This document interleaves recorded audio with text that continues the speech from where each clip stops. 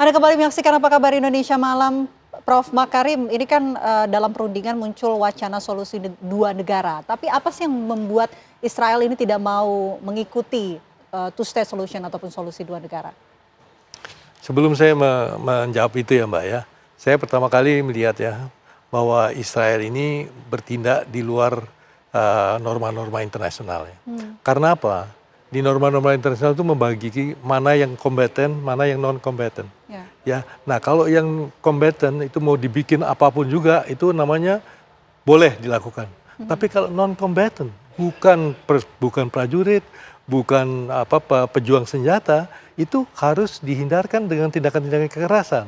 Seperti diketahui ya, usaha-usaha untuk memberi bantuan pangan, obat-obatan, ya, dan juga humanitarian good lainnya, itu banyak sekali Mbak yang datang di sana. Ada di lewat Aman maupun lewat di Rafah dan lain sebagainya. Tapi semua tertahan, ya tertahan. Ya, nah itu sebenarnya bisa diketahui bahwa itu buat orang-orang non-combatant, bukan orang-orang perang, tapi untuk orang-orang yang membutuhkan itu. Tapi ini dilakukan oleh Israel ya. Nah ini kita menunjukkan bahwa Israel ini saat ini sudah mulai kepada pencarian identitas mengenai apa daya argumen untuk bertahan melakukan tindakan-tindakan ini. Karena tadinya dia mengatakan bahwa saya ini adalah membela diri dari Hamas. Karena saya dibom-bomin terus. Sekarang Hamas tidak melakukan apa-apa, tapi kan dia melakukan hal-hal yang di luar tindakan yang wajar ya di Gaza itu. Nah sekarang tadi ada pertanyaan, kenapa kok dia tidak mau two-state solution? Dia itu ingin tadinya di dalam kelompok politik dalam negeri Israel itu ada tiga kelompok. Yang satu menginginkan ya bahwa two-state solution seperti yang kita yang mau yang lain. Ada yang satu mau one-state solution, ya one-state solution tetap warga negara Israel, tetapi orang-orang Palestina ikut jadi warga negaranya gitu. Jadi dan ada yang mencoba membuat wilayah di mana Yerusalem itu menjadi suatu kekuasaan internasional, di mana Islam bisa ke sana, Kristen bisa ke sana, ya. Jadi seperti apa yang dilakukan pada tahun 46 itu, resolusi Majelis Umum PBB tahun 46 itu.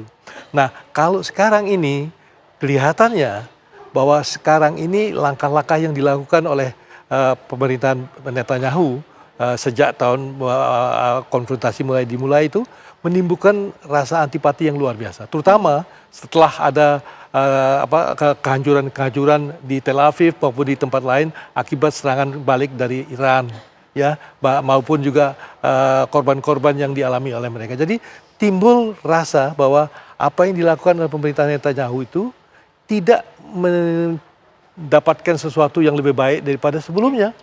Ya, justru membuat mereka korban-korban itu berdatangan di sana. Nah, oleh karena itu sekarang caranya untuk bisa bertahan sebagai penguasa, sebagai Perdana Menteri, sebagai pemimpin di Israel itu, dia harus bisa mengikat semua gerakan-gerakan kanan itu untuk bisa mendorong Netanyahu. Nah, satu-satunya itulah mencari jalan-jalan kekerasan yang menunjukkan bagaimana kekuatan daripada Israel dibandingkan dengan Hamas dan lain sebagainya itu. Ini adalah cara untuk mencoba dia bertahan dari serangan-serangan yang ingin menjatuhkan mereka itu. Ya. Baik, saya mau ke Mas Faisal. Mas Faisal, ini kan di Gaza sendiri ada faksi-faksi yang juga dukung Israel. Tujuannya itu untuk apa sih? Dukung berarti itu seperti gengnya Yasir Abu Sabab ya, yang merampok bantuan kemanusiaan. Sebenarnya kalau kita lihat kalau terkait konteks solusi dua negara, itu sebenarnya kalau Hamas dan Jihad Islam itu tidak mau mengakui eksistensi negara Israel. Itu sampai kapanpun. Karena terakhir ketika ada deklarasi New York, itu Indonesia termasuk, saya sangat menyayangkan itu, bahwa meminta Hamas menyerah, melucuti senjata, itu artinya mengikuti kemauan Israel. Karena Israel dari awal perang itu memang ingin Hamas menyerah, melucuti senjata. Nah, itu beberapa pemimpin Hamas yang saya kenal seperti di Lebanon Usama Hamdan, terus kepala perwakilan Hamas di Iran Khalid Kadumi itu memasang status ucapannya mendiang pemimpin Hamas Ismail Haniyah. pada tahun 2024 kami tidak akan pernah mengakui eksistensi Israel. Jadi itu sulit. Jadi memang sulit di situ. Nah memang ada kelompok-kelompok informan itu banyak di Israel. Jadi pengalaman saya 2012 itu satu informan bisa digaji $1.000. Makanya selama perang Gaza ada beberapa informan yang itu. Pengalaman saya pribadi ketika saya mau ke rumah salah satu pendiri Hamas itu Mahmud Zahar, rumahnya di Tal Al-Hawa. Itu sopir taksi yang saya naikin, itu pun dia nggak tahu di mana rumah itu. Jadi saya harus komunikasi langsung dengan Mahmud Zahar. Mahmud Zahar yang memandu sopir taksinya, tapi tidak langsung ke titik rumahnya. Ada titik di tengah jalan saya harus turun. Nah disitulah saya baru melanjutkan perjalanan sendiri. Jadi memang banyak informan ya, karena hidup susah kan. Banyak orang yang mau demi uang $1.000. Bahkan ada kasus di dalam Hamas sendiri. Itu 2 anak pendiri Hamas di tepi barat, Syekh Hasan Yusuf, namanya Mus'ab Hasan Yusuf itu menjadi mata-matanya Israel selama 10 tahun. Jadi dia memang tadinya dikaderisasi oleh ayahnya Syekh Hasan Yusuf yang udah bolak-balik di penjara Israel. Dia salah satu pendiri Hamas untuk di tepi barat. Itu namanya Mus'ab. Ya dia ikut rapat, tapi setiap habis rapat dia kasih tahu hasil rapat. Makanya banyak operasi-operasi Hamas di tepi barat waktu itu yang kalau nggak salah dia sekitar awal 90-an lah, saya lupa. Saya ada bukunya, dia menulis buku Son of Hamas. Bagaimana cerita dia menjadi informan Hamas, dia adalah anak dari pemimpin Hamas di tepi barat. Dia tidak menyebut berapa gajinya, tapi yang jelas sekarang setelah dia hampir ketahuan dia diselamatkan, dia pindah ke California dan pindah agama menjadi pemeluk Nasrani. Jadi memang banyak informan, banyak di Gaza ya karena kesulitan hidup. Ya, tidak semuanya orang pro dengan perjuangan, tidak semua orang tahan dengan penderitaan hidup ya, yang ingin jalan cepat ya, yang ingin cepat gampang hidupnya, nyaman ya, mau nggak mau mereka harus jadi informan buat Israel. Itulah faksi-faksi yang mendukung Israel itu ya. Iya, itu biasanya lebih informan, kecuali milisi gang Yasser Abu Shabab tadi yang di Rafah itu yang merampok truk-truk bantuan kemanusiaan. Oke. Mbak Indira, dari pengalaman Mbak Indira dan juga teman-teman relawan, tanggapan tentang Hamas itu menurut warga Gaza, warga Palestina ini seperti apa? Apalagi kalau kita lihat tanggapan Hamas terutama dengan kemerdekaan Palestina.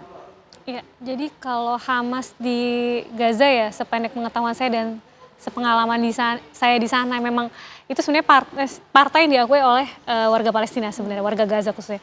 Dan beberapa kali saya lihat benderanya itu terpasang di beberapa titik di Gaza, itu ada bendera terpasang. Dan kalau ditanya, saya berkali-kali ditanya, ketemu nggak sama Hamas, ketemu nggak terowongannya? Saya bilang, saya nggak tahu. Saya nggak, karena saya fokus juga medis ya, kita fokus menolong warga Gaza yang menjadi korban perang. Jadi kalau ditanya kayak gitu, kita nggak paham tuh di mana Hamas, di mana terowongan segala macam gitu. Tapi yang pasti waktu sempet ya kita difitnah ya, RSI itu difitnah jadi markas. Yang sampai sekarang nggak terbukti. Ya. Dibilang lagi ada terowongan yang sampai sekarang pun saya juga ya Mbak. Betul, ya? Itu yang menjadikan Israel sebagai alasan ya. Israel menjadikan itu sebuah alasan untuk menyerang rumah sakit Indonesia. Tapi kita ke sana, saya sampai ke basement ya, sampai saya ke bawah-bawahnya. Saya melihat sendiri apa yang mereka lakukan di rumah sakit kita yang kita bangun dari recehan-recehan kita. Itu rasanya kita kesel banget sih. Mana yang kalian bilang itu terowongan tuh mana gitu. Mana yang kalian bilang markas tuh mana. Nggak ada kayak gitu. Nggak ada sama sekali di sana gitu. Kalau misalkan gimana tanggapan warga Gaza terhadap Hamas ya, ada pro kontra di sana. Tetap ada yang pro, tetap ada yang kontra. Walaupun kita tahu kebanyakan warga sana pro Hamas memang gitu. Hamas kuat di sana, Hamas kuat di Gaza sepengetahuan saya. Dan baik yang pro, walaupun saya berapa kali wawancara warga, ada juga yang menyayangkan serangan Hamas segala macam. Tapi kalau ditanya kebanyakan di sana orang-orang memang pro terhadap Hamas kayak gitu. Terbukti dari benderanya banyak dipajang di mana-mana. Ya logonya itu ada di mana-mana, di grafiti di beberapa dinding-dinding rumah, gedung segala macam tuh banyak. Kayak gitu sih. Tapi ya sekali lagi saya juga ingin menekankan, ingin menjelaskan juga fitnahan yang terjadi gitu ya untuk rumah sakit kita ya Mbak Es. Kita waktu itu kesel banget di fitnah macem-macem gitu sama Israel, jadi markas, jadi terowongan yang sampai sekarang tuh nggak terbukti gitu loh. Gitu. Dan itu dijadikan alasan oleh mereka gitu, dan sampai sekarang rumah sakit kita juga belum bisa kami bangun lagi, belum bisa kami operasikan kembali gitu, karena ya itu tadi terakhir masih masih di bawah kendali Israel. Jadi mereka masuk ke dalam rumah sakit kita, mereka menghancurkan semua fasilitas yang kita bangun, yang kita beli, alat-alat, mesin cuci darah, CT scan, solar panel, tabung oksigen yang udah kita kumpulkan dari donasi masyarakat Indonesia, terus mereka hancurin gitu aja tuh rasanya sakit hati banget dengan alasan ya fitnahan mereka itu tadi sampai sekarang nggak terbukti gitu. Kayak gitu, itu sih Mbak. Oke, baik. Mas Faisal, ini kan dukungan semakin banyak ya untuk Palestina tentunya. Kalau untuk negara-negara Arab sendiri bagaimana? Apakah sudah juga memposisikan mendukung Palestina secara penuh? Ya kalau dukungan sih sifatnya retoris di atas meja konferensi, hanya di atas kertas, tapi prakteknya kan tidak. Kita tahu ada 14 negara muslim yang punya hubungan diplomatik. Salah satunya yang kontribusinya besar untuk perang Gaza ini adalah Azerbaijan. Karena Azerbaijan itu memasok 40% kebutuhan BBM-nya Israel. Itu kan bahan bakar itu kan penting untuk jet tempur, untuk angkutan personel, untuk tank, untuk bulldozer, itu kan butuh bahan bakar. Kemudian juga kita tahu ada Turki. Turki negara mayoritas muslim pertama punya hubungan diplomatik sejak 1949, tapi sampai sekarang ya Erdogan hanya sekedar mengecam, koar-koar di depan publik, tapi hubungan diplomatik tidak diputuskan. Dan mereka karena minyak Azerbaijan itu kan diekspor ke Israel lewat Turki.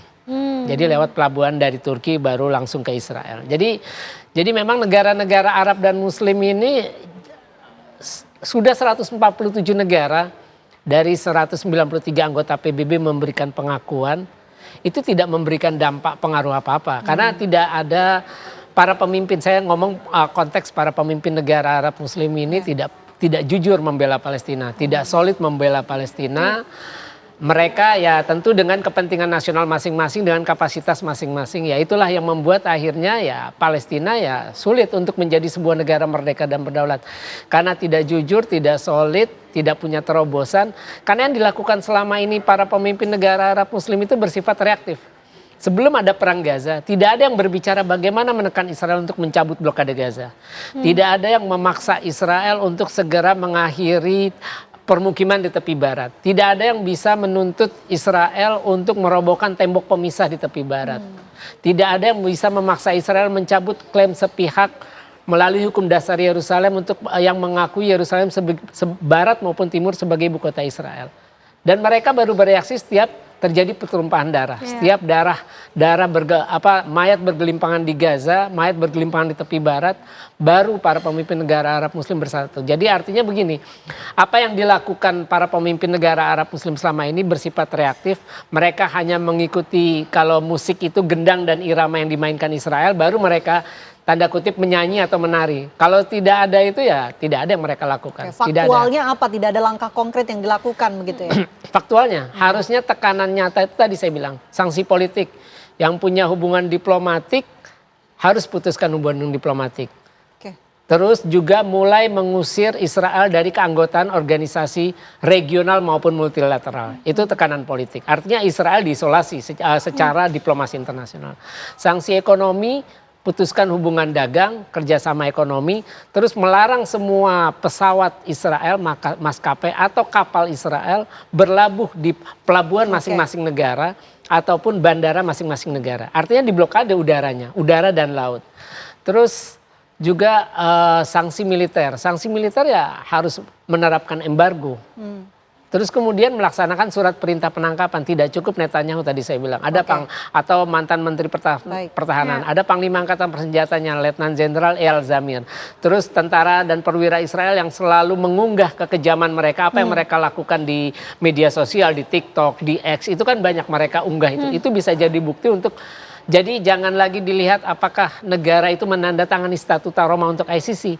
Tapi ini kan ada prinsip HAM universal yang diadopsi oleh PBB. Harusnya itu yang menjadi dasar ketika HAM yang diakui universal dilanggar, diinjak-injak selama ini oleh Israel. Ya kewajiban semua negara, siapapun itu, apa dia penandatangan ICC atau tidak. Untuk memburu, ya kita tahu kemarin itu ada tentara Israel yang berlibur di Bali. Bahkan ada 2 mantan tentara Israel yang menjalankan bisnis villa di Bali, Sahargonen dengan Adi Hasamonai. Itu kan sebuah ironi gitu. Ya. Ketika kita ini ternyata orang Israel bisa masuk walaupun terlepas mereka pakai masuk dengan paspor negara lain karena mereka citizen. Artinya early warning kita, sistem pengawasan kita, pemantauan kita terhadap warga itu, warga Israel terutama yang tentara atau bekas tentara itu sangat lemah. Baik, tentu kita pantau terus rencana Israel ini dan tentunya kita awasi bersama ya, dan juga kita lihat bagaimana respon dari dunia menanggapi isu ataupun rencana yang dilakukan Israel. Terima kasih atas waktunya Dr. Indira, terima kasih Prof. Makarim, terima kasih Mas Faisal sudah hadir di Apa Kabar Indonesia Malam. Kita berdoa yang terbaik untuk rekan-rekan ataupun saudara-saudara kita di Gaza, Palestina.